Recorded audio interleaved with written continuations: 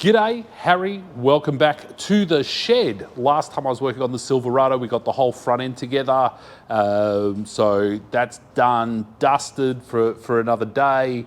I had a bunch of kids around here on the weekend. We were mucking around with their cars and I got them to help me pull the tub off the back of this thing so we can start to attack the rear suspension. I've got a whole lot of stuff I've got to get rid of. The exhaust has to come out. There's this set up for a fifth wheel hitch. We've got to disconnect shock absorbers and brake lines. I've got helper airbags in here because the plan is to lower the back of this truck by about 8 inches. So the first thing we're going to do is what's called an axle flip. Well, we don't actually flip the axle over. What we do is flip it up onto the top of the springs, and then we've got to notch the chassis. I've also got extended shackles that should drop it down an extra couple of inches. I don't know how I'm going to go because when this thing's sitting on its wheels, the springs come really close to the chassis. At the moment, it's jacked up off the ground so I can get the wheels off and start unbolting stuff really easily. But like everything, we'll see how we go. Yeah, thanks for watching and let's get into it. So first thing first, let's get those wheels off.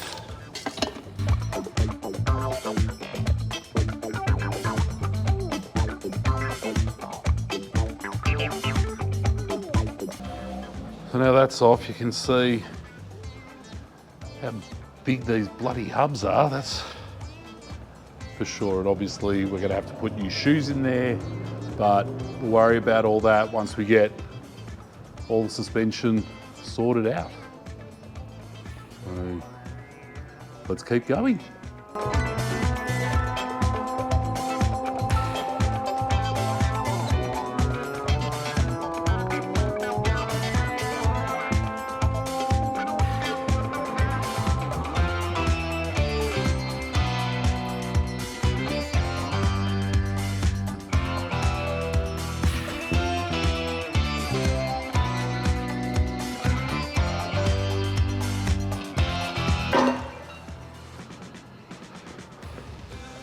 All right, exhaust is out. I'll bag and tag all the nuts and bolts I've pulled out, and then we'll keep moving along.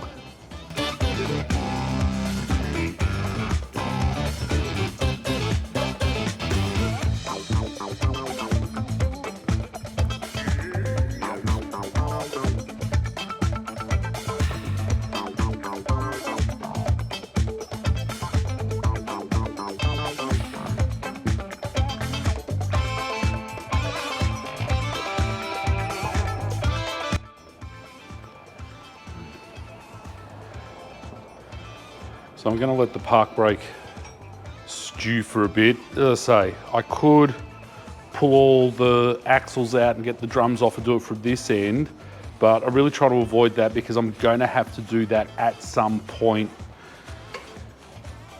So I'm going to attack the brake lines. 15. So you're probably thinking to yourself, why are you going to so much trouble with the park brake trying to get it off at the front when you can just undo it from the back when you're going to be, you know, putting in new brakes and everything like that? Which is true, but at this point in time, I don't want to start pulling axles out, draining diff oil and all that sort of stuff, because I'm just trying to get the suspension set up first.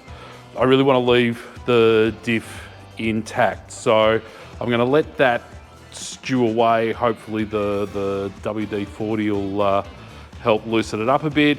So I'm going to get cracking on the brake lines, and then I think I've got a breather to remove, and I don't know, whatever else needs to be done, because I don't know how these things were put together. I know this is all very agricultural and that's going to have to come out, and there's going to be a lot of chopping and cutting and noise and probably a lot of screaming and yelling and cussing, but again, we just got to do it.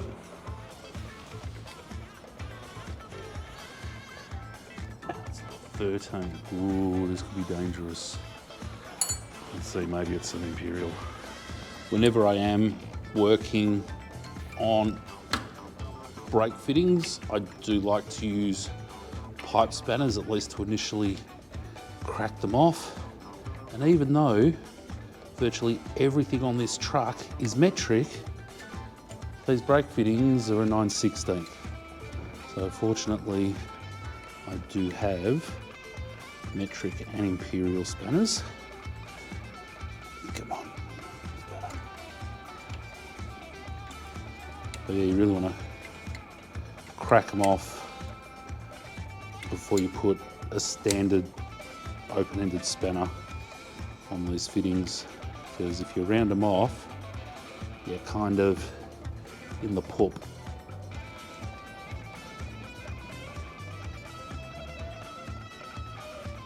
Come on. Let's just bend the bracket that it's on. Okay.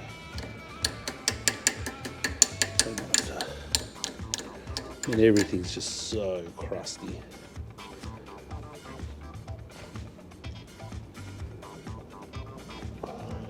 This is one of my favourite things.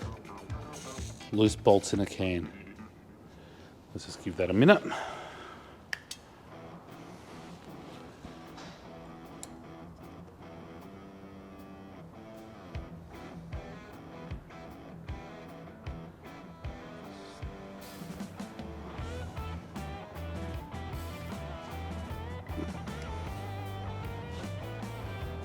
That one's not coming undone. What have we got here?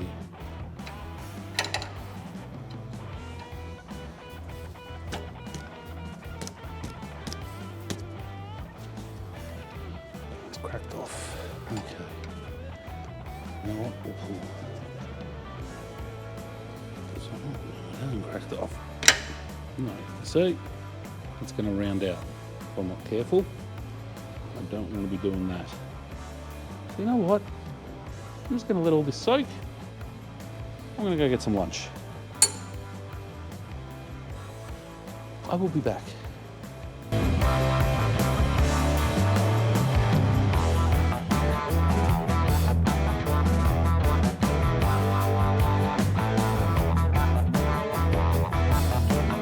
So I have given up on trying to get the handbrake cables undone from further down the front of the truck. They're going to have to come out of the back. It was something I was trying to avoid because it's a real pain in the backside of a job. I've got to get all these bolts out. There's spring clips in there. There's lock nuts. There's all sorts of bits and pieces.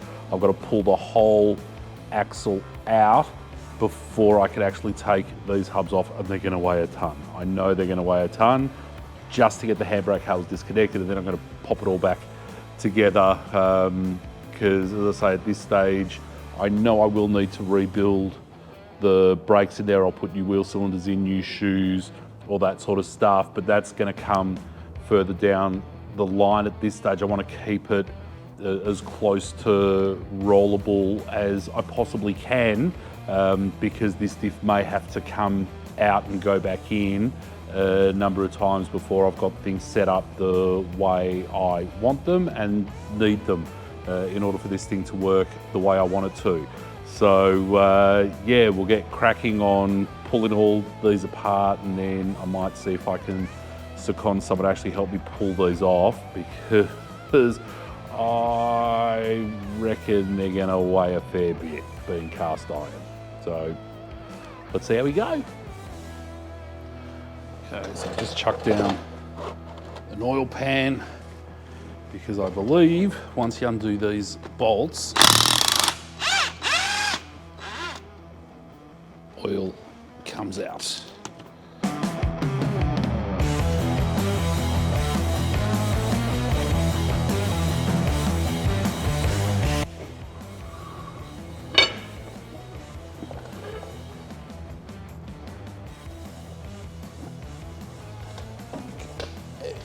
Jeez.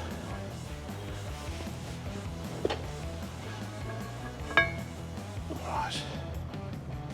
There's the axle out.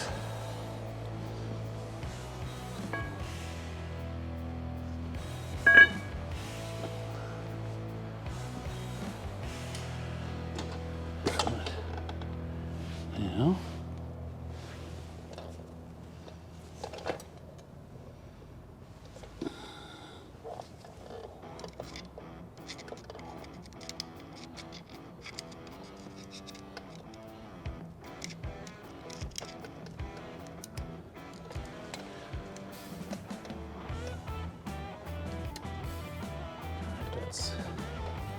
spring clip.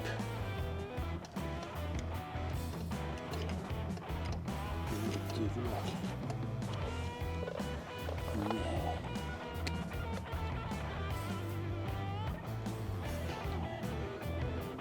There's a keyway lock.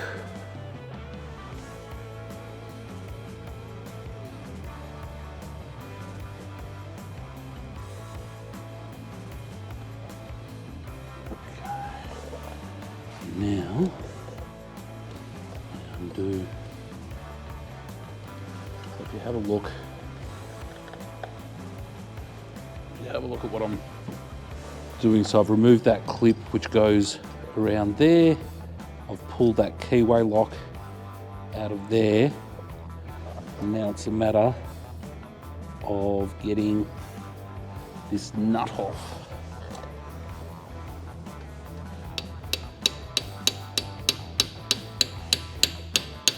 Gently, gently, gently. There we go.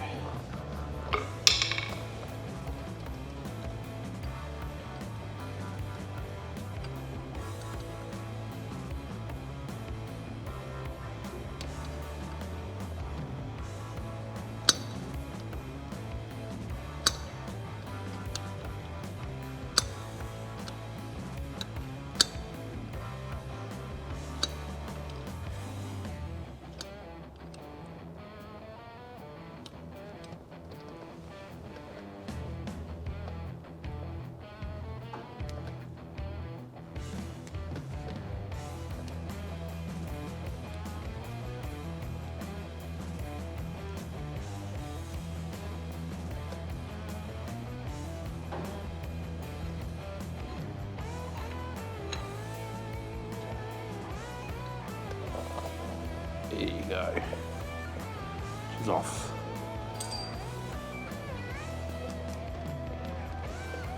Let's get a rag to rest that on. Have it back.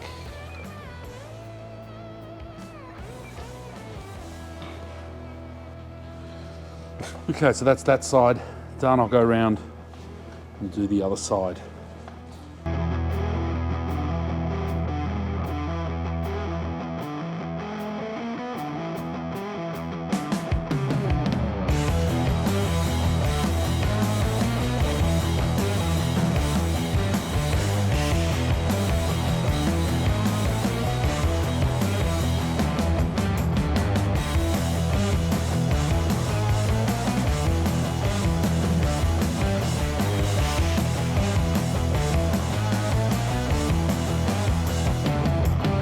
Okay, so removing the brake shoes and all that so I can get the handbrake cable out the back. I've already done the other side and I've learned from experience you don't want to start by popping off the shoes. That's just going to make your life difficult. You really want to start at the bottom and sort of kind of work your way up. So we start by removing this spring, which I'll probably use a different pair of pliers.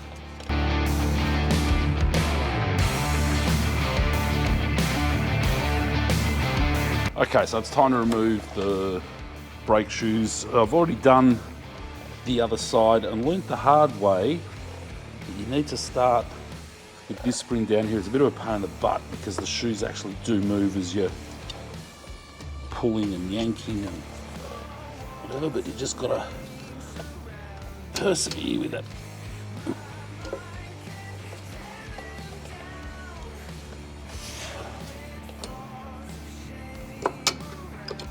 There we go. And obviously with the big multi-grips, I've actually used the axle for a bit of leverage on that. Okay, so there's that. Then next, I'm going to remove this spring here. The one thing I've found I like about these is that the springs are actually color coded, so you know which ones go where. So this one's blue, this one's orange, this one's silver, and I've taken photos so I know exactly which way they go back together when the time comes. At this stage, it's just about getting them apart so I can remove the handbrake, so I can do my what is it? The drop on my axle flip. That's what I was looking for.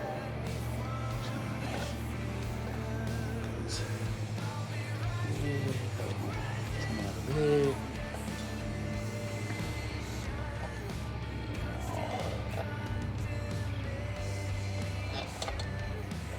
There's a little bit of clip there that may be missing, but don't worry about that later. Now, to get the retainers off, grab hold like so. The pin, keep your hand on the pin back and twist until it pops. Preferably not like that. Oh.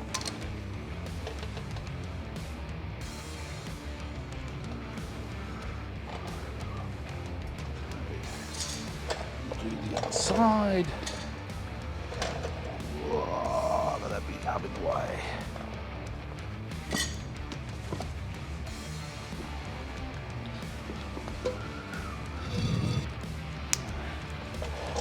And because I'm this-handed, I'll work from this side. So that's the adjuster.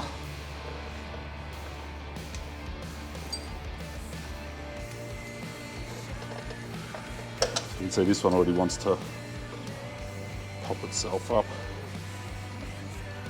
And release. There we go, she's off. Spring comes off with it.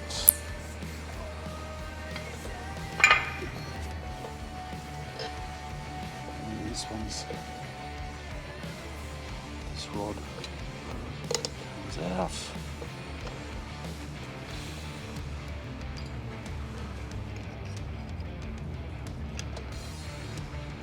Comes off.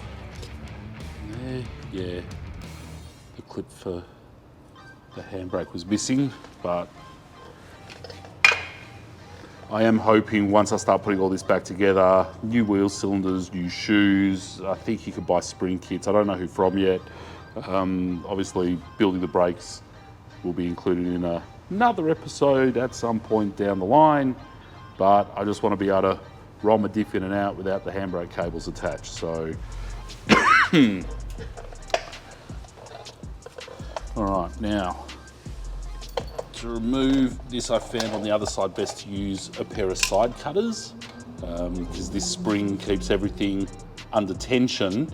So what I'll do is just move the camera so you can get a much clearer look at what I am doing. I'll try and keep everything facing you. Pull this forward somehow. Ooh, this one jammed. So there's a little tab in the back here. You've got to pull this forward and then twist it out of where it's held.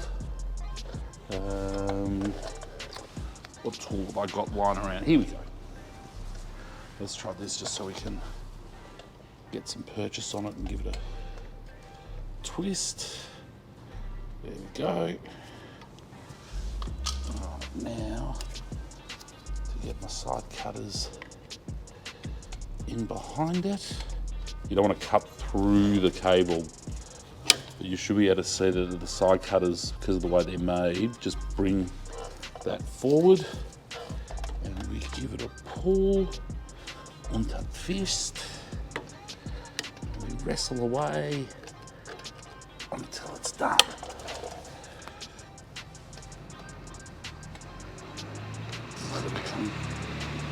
Down and up and over and through.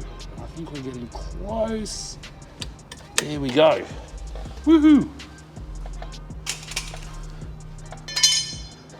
So the next thing I need to tackle is this bit here. Is the brake cable itself. So basically what's happening is it gets pushed from the back through the backing plate here that gets pushed through the back, and then there are little drawers that open up which make it a one-way fitting.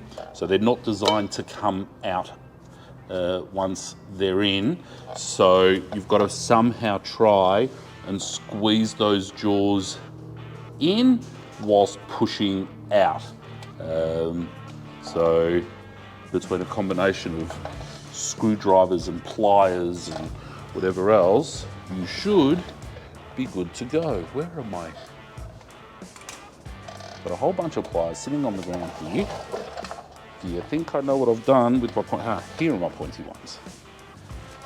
I'm sitting on my little stool here because I hate being on my knees. I'm too big and heavy to be on my knees.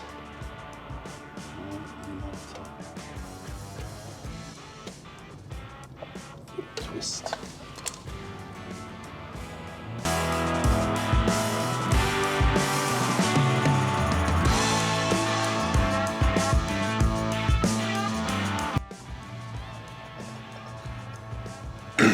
So I've just popped off the retaining clips that hold this brake line or this cable onto the div, so that should allow me to spin it and rotate it and make my life a lot easier. I'm a big fan of making my life easier. My mother was convinced I was put on this earth to make her life harder, but that's a her issue.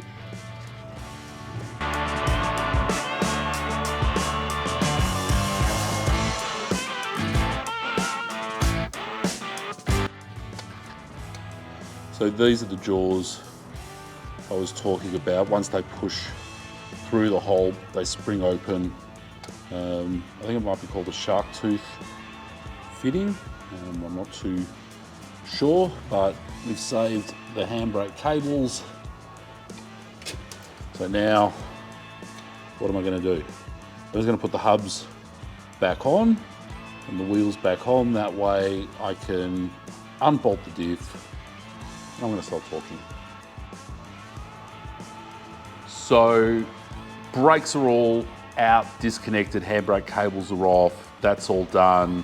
My next plan of attack, or my next piece of the puzzle, I think, is to put the hubs back on, axles back in, wheels back on. That way I can remove the diff completely from the vehicle and just roll it out of the way, because I've got a whole bunch of agricultural stuff that's been welded and bolted to the chassis, because this has had a fifth wheel hitch for God knows how long, probably since it was new.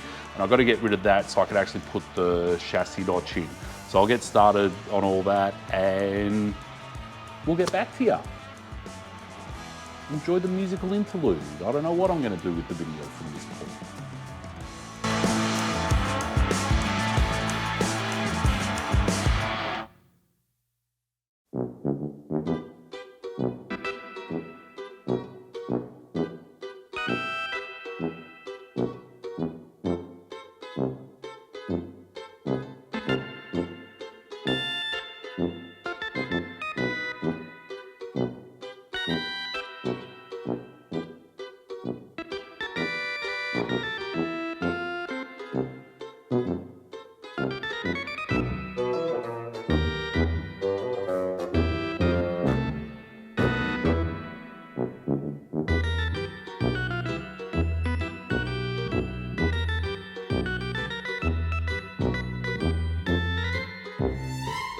Alrighty, I probably made that look a lot harder than it needed to be, but once you've got everything disconnected from your diff, there's half a dozen 21mm bolts, and I've just rolled the diff out of the way so I can start removing all of this stuff.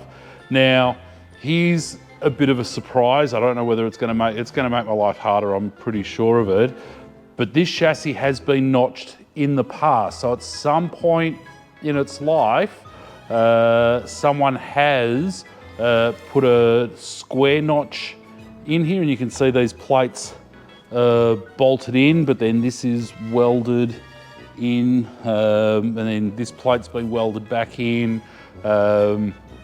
So I've got to start to work on that. I think it's going to be a lot of time spent with an angle grinder, but it's got to be done. I've come this far, can't afford to stop.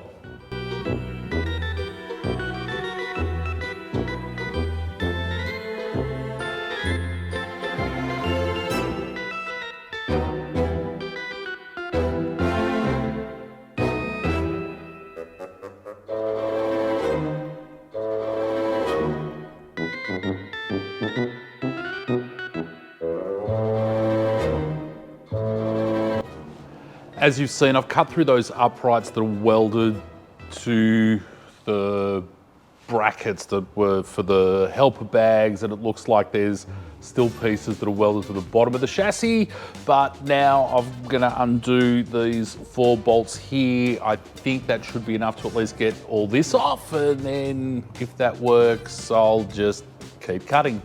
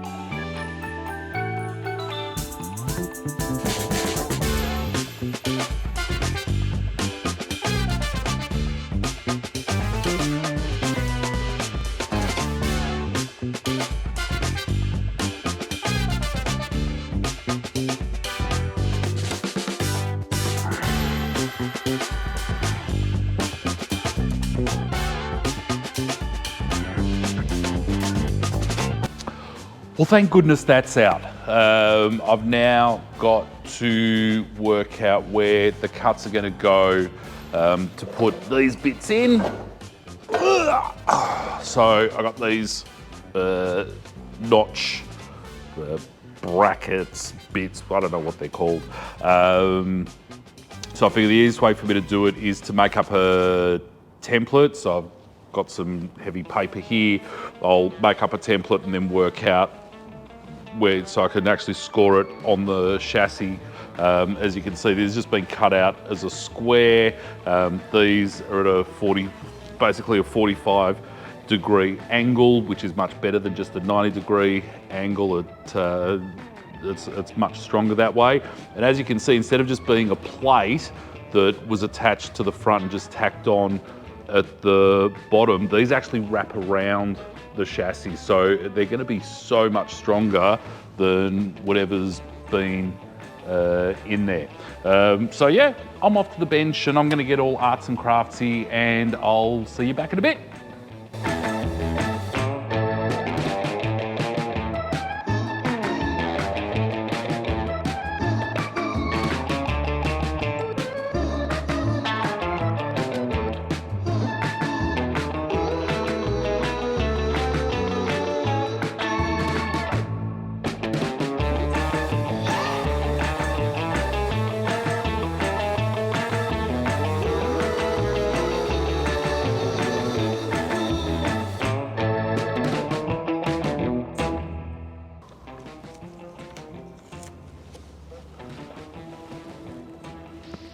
So, accordingly, so the old notch looks like it may have been cut higher than this new one would have needed to be. but we'll find out. And you're always better off if I've got to cut further up. You know, you're always better off cutting that little bit shorter than you need, because then you can always cut more. If you cut off too much, well, then you're kind of screwed.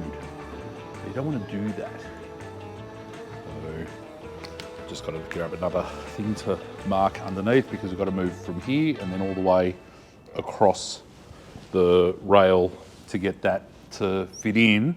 So hopefully she'll be right.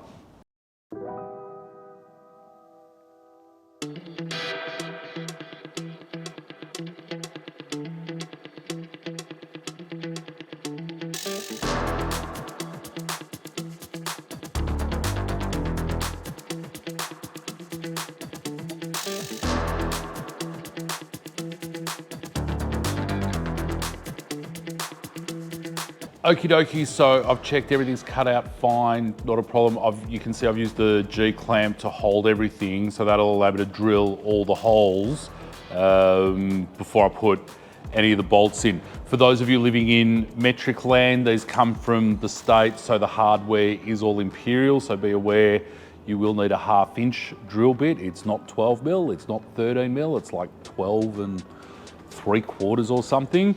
And I'm just using a bit of cutting oil on there just to elongate the lifespan of my drill bit. Keep in mind, you're gonna have to do all this on the other side of the truck. I'm not gonna make you watch me do that, because right at this point in time, I don't even wanna think about doing that.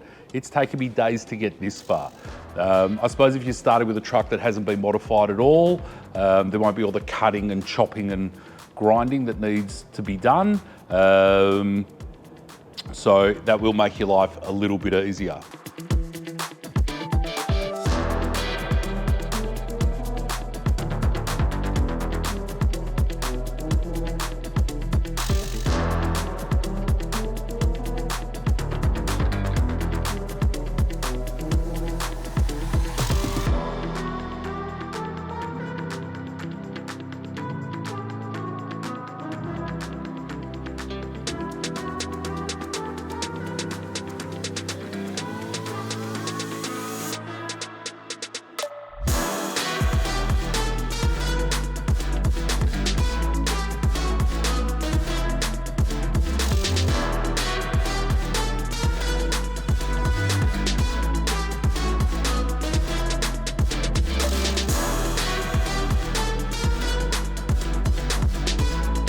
So that took a lot longer than I hoped it would, but I finally got both notches in. A lot of time was spent cutting out all the crap that someone else has added to this, and that's the joys of buying anything that's been modified, and that's probably a whole YouTube video in itself, just me complaining about what other people have done. So the next piece of the puzzle is to get the spring packs off the diff and underneath the diff. So just by doing this, even if you're keeping everything else standard, should lower the vehicle by about 6 inches. I'm going to do one side at a time, so that'll stop the diff from wanting to just flip around, because the thing weighs a ton and I'm trying to save myself from all the wrestling. I've put the diff up on Gojaxes to be able to move it out of the way a little bit.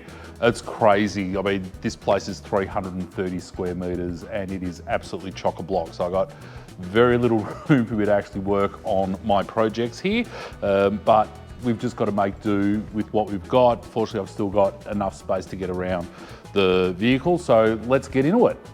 Yeah, so I'm just going to crack all these off by hand. I'm getting a bit of a spritz with WD-40 to make my life easier, but yeah, crack them off by hand before I get the rattle gun onto them. Well, that was easy.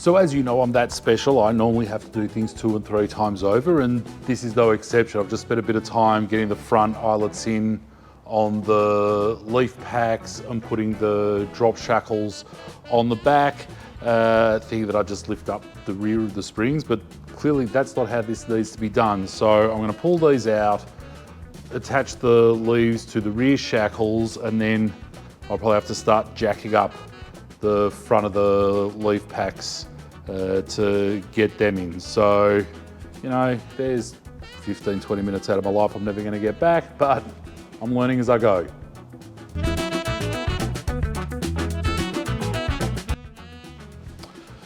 So I'm using the Beltec 2-inch drop shackles. This is the standard shackle, and you can see how much there's 2 inches extra. So that's actually what creates the 8 inches of drop on these vehicles. So just by putting the leaf pack under the diff as opposed to over the diff already gets you about 6 inches, and that gets you the other 2 inches. So let's start putting it together.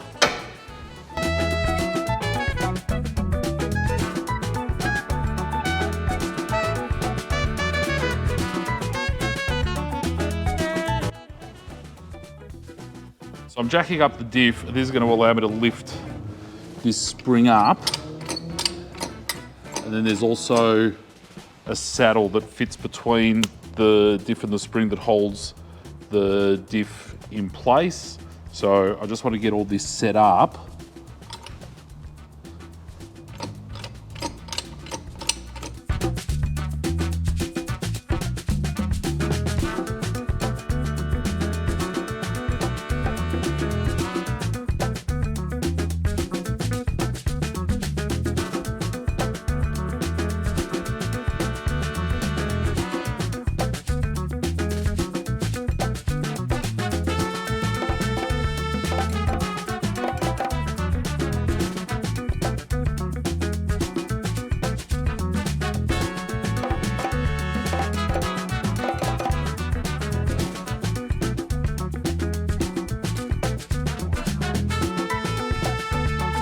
Alrighty, so the notch has been done, days and days worth of work there, and thank God I'll never have to do that again, at least not on this vehicle.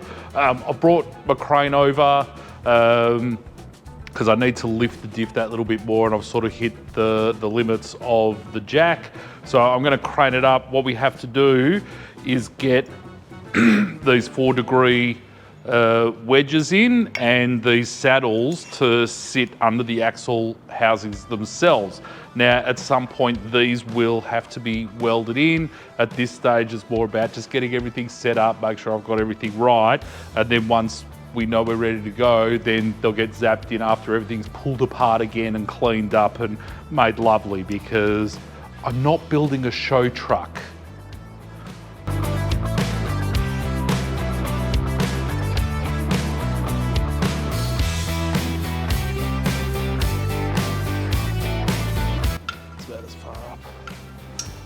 Going. Now I'm not sure if you can see under here, but there's a bolt in there that holds the spring pack together.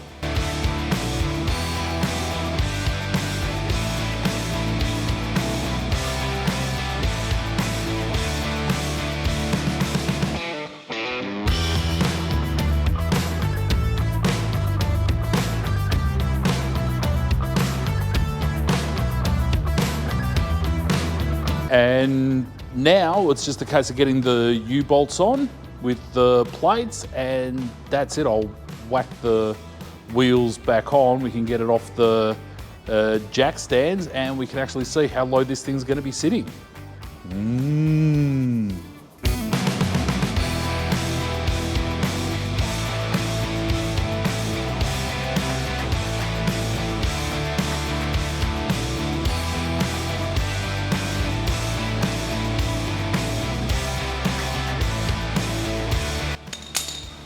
I'm off to do the other side. I won't bore you with the details, just to say that this hole here, again, is to clear the center pin that holds the spring pack together. And like the saddle and the wedge, that hole goes to the front of the vehicle. I'll be back in a minute.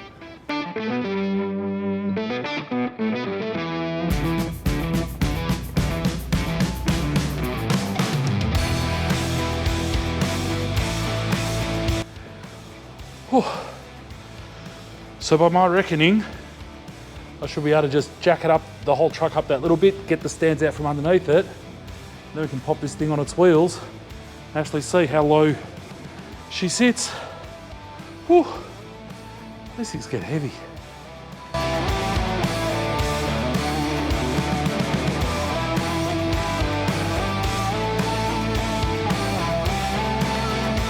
Okay, so U-springs are in, drop shackles are in, the notch has been done, but I think I've done myself a bit of a mischief because I've only got about ½ an inch of suspension travel before the rail hits the axle.